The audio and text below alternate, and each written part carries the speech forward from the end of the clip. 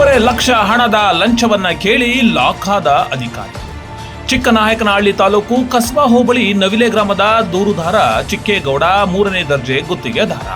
ಕಾರೆಹಳ್ಳಿ, ಅಣೆಕಟ್ಟೆ, ಕ್ಯಾತನಾಯಕನಹಳ್ಳಿ ಗ್ರಾಮಗಳಲ್ಲಿ ಜಲ್ ಜೀವನ್ ಮಿಷನ್ ಯೋಜನೆ ಅಡಿಯಲ್ಲಿ ಮನೆ ಮನೆಗೆ ನಲ್ಲಿ ಹಾಗೂ ಓವರ್ ಹೆಡ್ ಟ್ಯಾಂಕ್ ಮಾಡುವ ಕಾಮಗಾರಿಯನ್ನ ಮಾಡಿದ್ರು.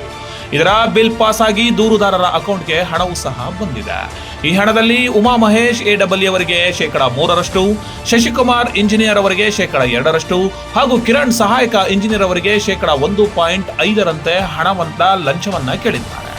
ಒಟ್ಟು 1,51,000 ರೂಪಾಯಿಗಳನ್ನ ಲಂಚವಾಗಿ ನೀಡುವಂತೆ ಗ್ರಾಮೀಣ ಕುಡಿಯುವ ನೀರು ಮತ್ತು ನೈರ್ಮಲ್ಯ ಉಪವಿಭಾಗ ಚಿಕ್ಕನಾಯಕನಹಳ್ಳಿ ಕಚೇರಿಯ ಅಧಿಕಾರಿಗಳು ಲಂಚದ ಬೇಡಿಕೆಯನ್ನ ಇಟ್ಟಿದ್ರು. ದೂರುದಾರ ಚಿಕ್ಕೇಗೌಡ ಲಂಚ ಕೊಡಲು ಇಷ್ಟವಿಲ್ಲದ ತುಮಕೂರು ಲೋಕಾಯುಕ್ತ ಪೊಲೀಸ್ ಠಾಣೆಗೆ ದೂರು ನೀಡಿದ್ರು.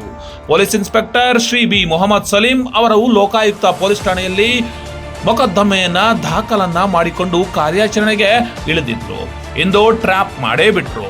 ಇಂದು ಸಂಜೆ 4 ಗಂಟೆಯ ಸಮಯದಲ್ಲಿ ಚಿಕ್ಕೇಗೌಡ ಗ್ರಾಮೀಣ ಕುಡಿಯುವ ನೀರು ಮತ್ತು ನೈರ್ಮಲ್ಯ ಉಪವಿಭಾಗದ ಚಿಕ್ಕನಾಯಕನಹಳ್ಳಿ ಕಚೇರಿಯ ಉಮಾ ಮಹೇಶ್, ಶಶಿಕುಮಾರ್ ಹಾಗೂ ಕಿರಣ್ ಸಹಾಯಕ ಇಂಜಿನಿಯರ್ ಅವರಿಗೆ ಕಚೇರಿಯಲ್ಲಿಯೇ ಲಂಚದ ಹಣವನ್ನ ಸ್ವೀಕರಿಸ್ತಾ ಇದ್ರು. ಈ ವೇಳೆ ಲೋಕಾಯುಕ್ತ ಪೊಲೀಸರು ಈ 3 ಜನ ಆರೋಪಿಗಳನ್ನ ವಶಕ್ಕೆ ಪಡೆದು ತನಿಖೆಯನ್ನ ಕೈಗೊಂಡಿದ್ದಾರೆ.